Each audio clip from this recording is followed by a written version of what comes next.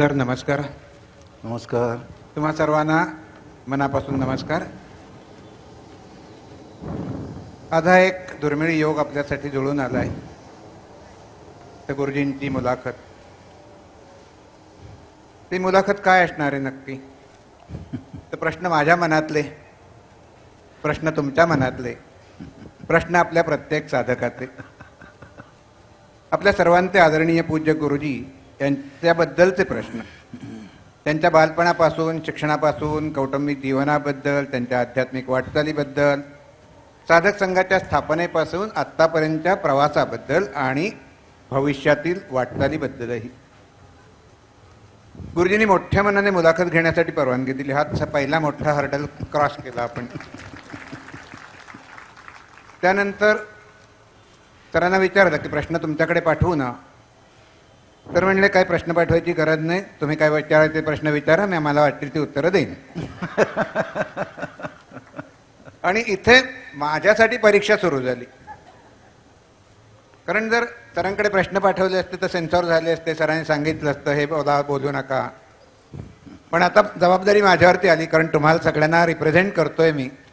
तुमच्या मनातले प्रश्न, माझ्या मनातले प्रश्न, सरांकडून आपल्याला उत्तरं घ्यायची. घड्याळ पण खुणावतोय की वेळ होतोय. बरेच प्रश्न आलेले आहेत, त्यामुळे त्याचीही सर उत्तरं देणार आहेत. त्यामुळे थोडी तारेवरची कसरत आहे. महिनाभर झगडतोय की काय प्रश्न विचारू, आणि शेवटी नेहमी जे करतो तेच केलं. सरांना सरेंडर झालो. सर तुमचीच मुलाखत आहे, प्रश्नही तुम्हीच मला विचारायला सांगा काय ते, आणि मीच विचारतो. आणि त्यानंतर हे काहीतरी लिहून झालं सगळं. तर आता मनाला घडाभर तेल नको, मी सुरू करतो. पुन्हा एकदा सरांचं स्वागत. असं म्हणतात की मुलाचे पाय पाळण्यात दिसतात. तर तुमचं बालपण कसं घडलं, किंवा बालपण तुमचं कसं होतं? अध्यात्माची आवड काही होती का?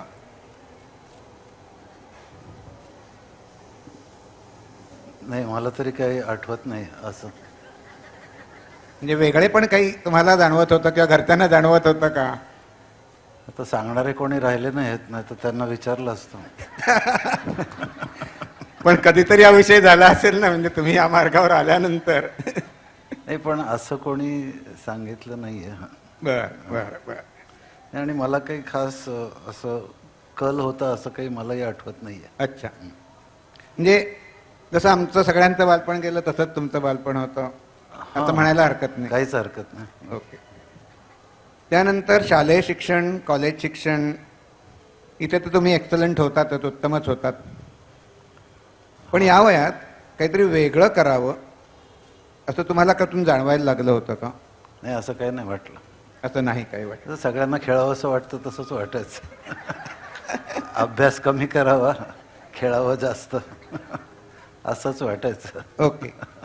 आणि मग इकडचा ओढा कसा लागला, आध्यात्मिक वाटचाल कशी? कारण तुमच्या घरामध्येच अध्यात्म होतं असं मी ऐकलेलं आहे, की आजोबा तुमचे शास्त्री होते. तर तिकडनं काही संस्कार आले, आत बीजं होती, काय वाटतं नक्की? नकळत काही संस्कार आले असतील तर मला माहीत नाही, ते आलेच असतील. परंतु त्यांनी काही असं अध्यात्माकडे वळवलं वगैरे म्हणू शकत नाही. ते अचानकच सुरू झालं. म्हणजे जसं आपल्या पाठात म्हटलं आहे की तुमची वेळ आली की गोष्टी बदलायला लागतात, तर तसं झालं अचानक. म्हणजे हे कधी जाणवायला लागलं की अध्यात्माची ओढ किंवा आध्यात्मिक वाङ्मय वाचावं असं कधीपासून वाटायला लागलं?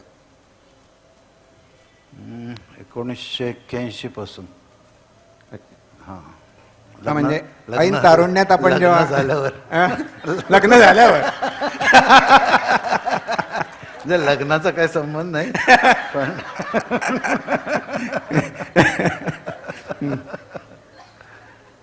पण आपोआप सुरू झालं. कसं आहे की आता लहानपणी मनाचे श्लोक बऱ्याच जणांच्याकडे पाठ करून घेतले जातात. म्हणजे तुम्ही कोणी केले असतील माहीत नाही, पण तर ते पाठ होते असे मध्ये मध्ये आठवायचे. तर ते एक पुस्तक मला मिळालं, बेलसरे म्हणून आहेत, त्यांचं पण तुम्ही वाचलं असेल. तर त्याच्यात सार्थ मनाचे श्लोक होते.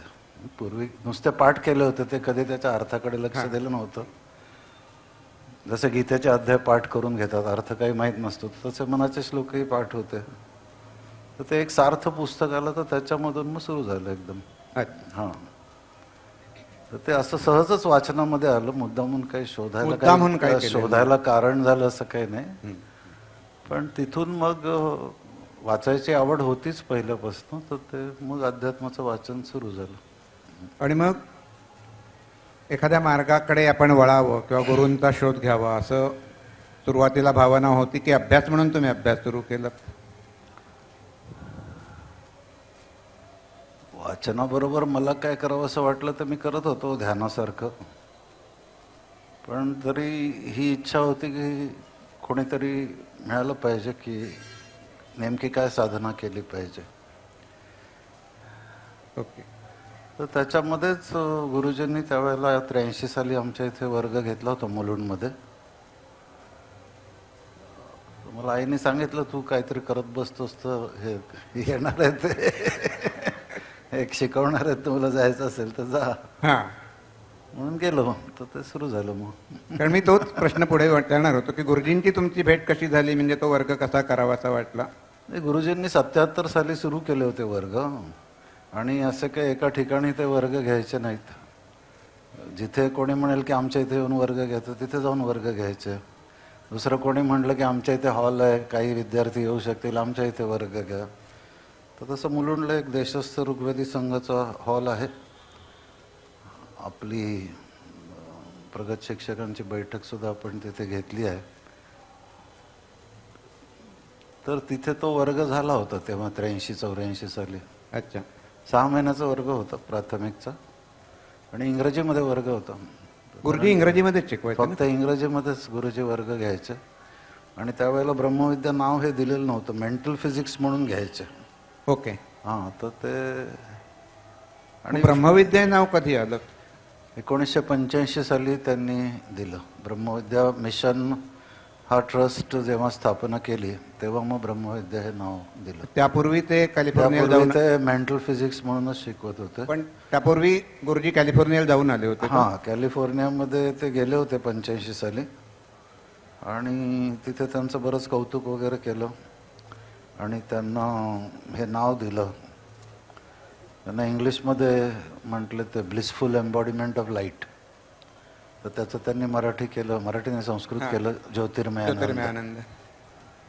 आणि मग त्याच्यानंतर मग ट्रस्टची स्थापना वगैरे केली. त्याच्या आधी ट्रस्ट वगैरे काही नव्हतं, कारण फी वगैरे काही घेत नव्हते ते, त्यामुळे असं. पण तेव्हा पाठ द्यायचे का? हां, ते स्वतः सायक्लोस्टाईल करून पाठ द्यायचे सगळ्यांना. आणि ते डिंगलेमेन ते ओरिजिनल पाठ होते? हां, ओरिजिनल मेंटल फिजिक्सचे पाठ होते. आणि ब्रह्मविद्येत यायच्या आधी माझ्या माहितीप्रमाणे तुम्ही आणखी काही आध्यात्मिक वाचन किंवा भगवद्गीतेचा अभ्यासाचा मुद्दाम केला होता का? म्हणजे चिन्मय मिशनशी तुम्ही कनेक्ट होता असं मी ऐकलंय. चिन्मय मिशनशी कनेक्टेड असं काही नव्हतं, पण जे इतर जे काही ऐकलं त्यातलं तर ते बरे वाटायचे. त्यामुळे म्हणजे स्वामी चिन्मयानंद, त्यामुळे जात होतो प्रवचनाला किंवा पुस्तकं वगैरे वाचत होतो. अच्छा.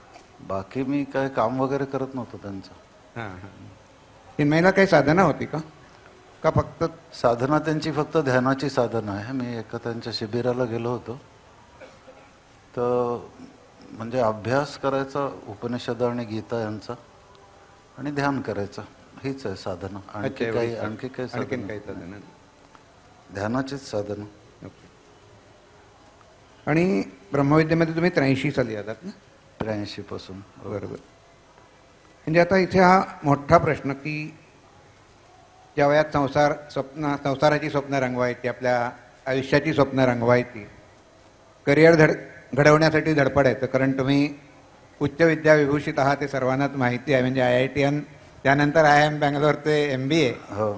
मग नोकरी करावी, पुढे काहीतरी आणखीन तिथे करावं असं कधी वाटलंच नाही का? का नोकरी तर चालू होती तुमची, म्हणजे मी तुमच्याकडे शिकलो तेव्हाही नोकरी चालू होती, पण मध्यंतरी एकदा बोलताना तुम्ही म्हटलं होतं की असं काही फार मोठं मला वाटलं नव्हतं की नोकरीमध्ये फार मोठं काही करावं असं. हा, अशी काही फार मोठी स्वप्न नव्हते,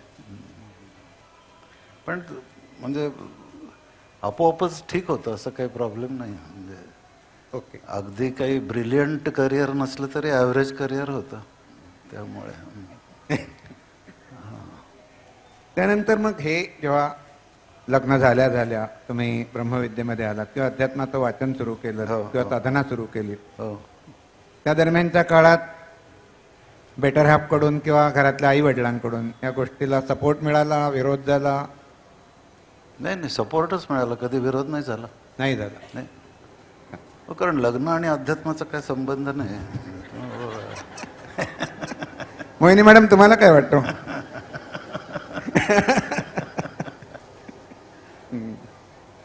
हा, म्हणजे असं प्रचलित समजूत आहे, हा पण ती बरोबर नाहीये. हा आपल्याला असं वाटतं की ज्याने लग्न केलेलं नाही तोच अध्यात्म करू शकतो, तर असं काही नाहीये. हा, म्हणजे ते आता आम्ही प्रत्येक साधकही जवळपास हो, अनुभवतो आहोत. हो. पण त्यावेळेला जेव्हा तुम्ही सुरुवात केली त्यावेळेला नाही, पण म्हणजे माझ्या सुदैवाने म्हणा की मला काही कुठे विरोध झाला नाही. छान म्हणजे सपोर्टच मिळाला सगळी. सपोर्टच मिळाला. हा. आणि मग प्राथमिक तुमचा झाल्यानंतर गुरुजींकडेच प्रगती संधी मिळाली. कसं झालं पुढचा प्रवास, कसा झाला? प्राथमिक केल्यावर सुद्धा माझं समाधान होत नव्हतं.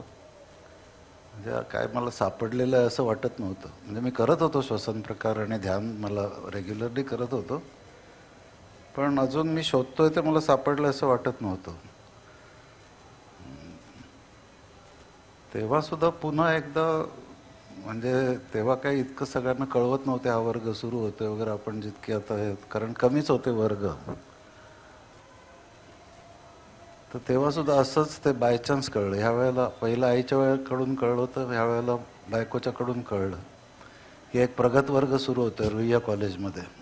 अच्छा, रुईयामध्ये? रुईया कॉलेजमध्ये. तर तुला जर जायचं असेल तर जा. अभिनंदन मोहिनी मॅडम आणि धन्यवाद.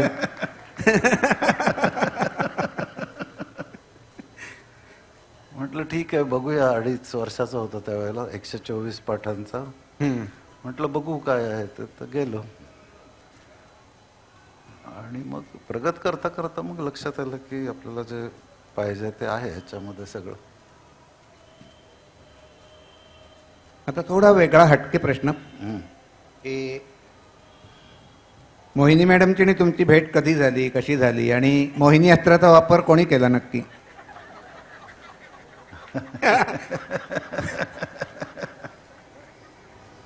ची भेट कॉलेजमध्ये झाली ना. मोहिनी अस्त्राचा वापर कोणी केला?